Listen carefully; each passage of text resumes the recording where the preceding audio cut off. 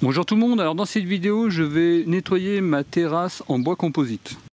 Bon, comme vous pouvez le voir, elle est en pas très bon état et je ne l'ai jamais entretenue.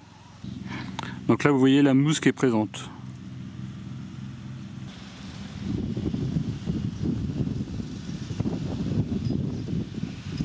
Alors dans cette vidéo je vais utiliser le nettoyeur de surface de Parkside, le PFR 28. Je vais également utiliser le nettoyeur haute pression de Parkside, le PHD 150.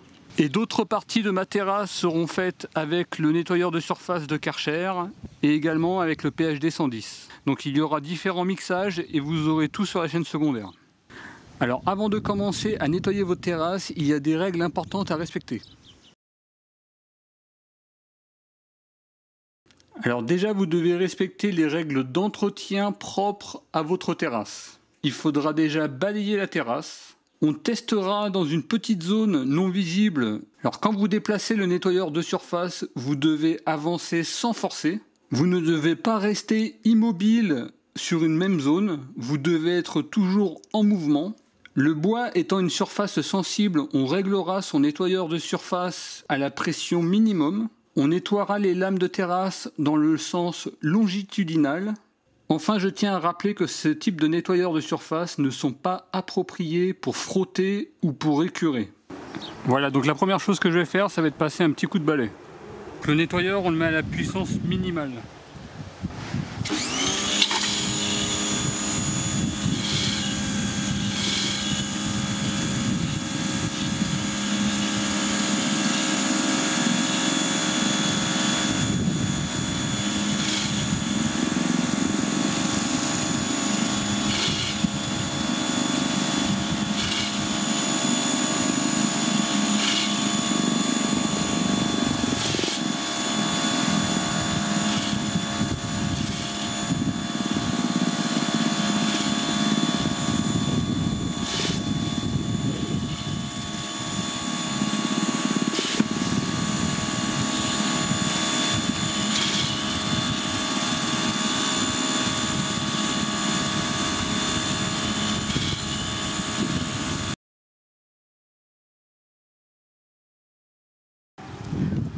Donc là il semblerait qu'une bonne partie de la mousse soit partie.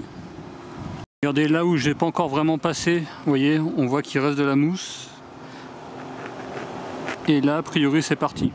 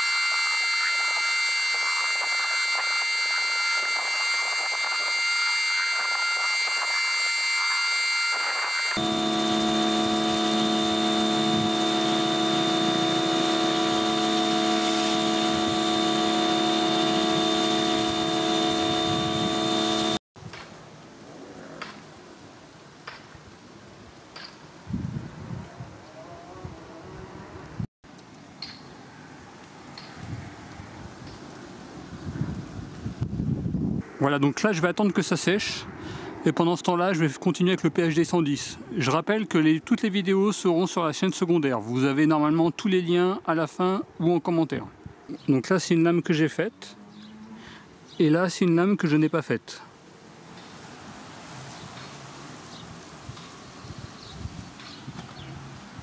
Donc là, a priori, j'ai l'impression qu'il n'y a vraiment plus du tout de mousse. Vous voyez, c'est vraiment bien propre.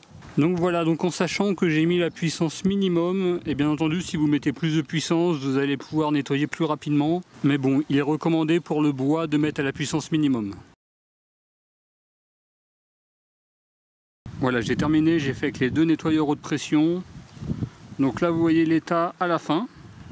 Au niveau des brosses, comme vous pouvez le voir, ils sont vraiment en très bon état, il n'y a pas de souci. A noter qu'il ne faut absolument pas forcer. Là vous voyez le Karcher qui a à peu près eu le même type d'utilisation. Pareil, il est en très bon état. N'oubliez pas de les nettoyer, je vais passer un petit coup de jet vraiment très léger. Donc là on voit qu'il y a des marques, parce que là c'était le pied d'une table qui était là.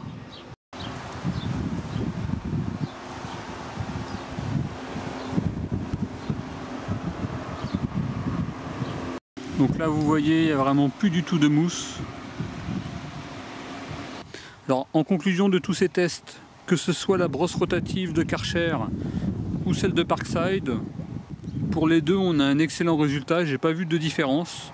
La seule différence que j'ai pu voir, c'est que la brosse de Karcher à puissance minimale semble plus puissante. C'est-à-dire que quand on règle au minimum les 2 brosses, celle de Parkside est moins puissante que celle de Karcher. En termes de nettoyeur haute pression, j'ai pas vraiment vu la différence, que ce soit le PHD 110 ou le PHD 150. Voilà, en tout cas, moi je vous remercie d'avoir regardé cette vidéo et je vous dis à très bientôt. Au revoir.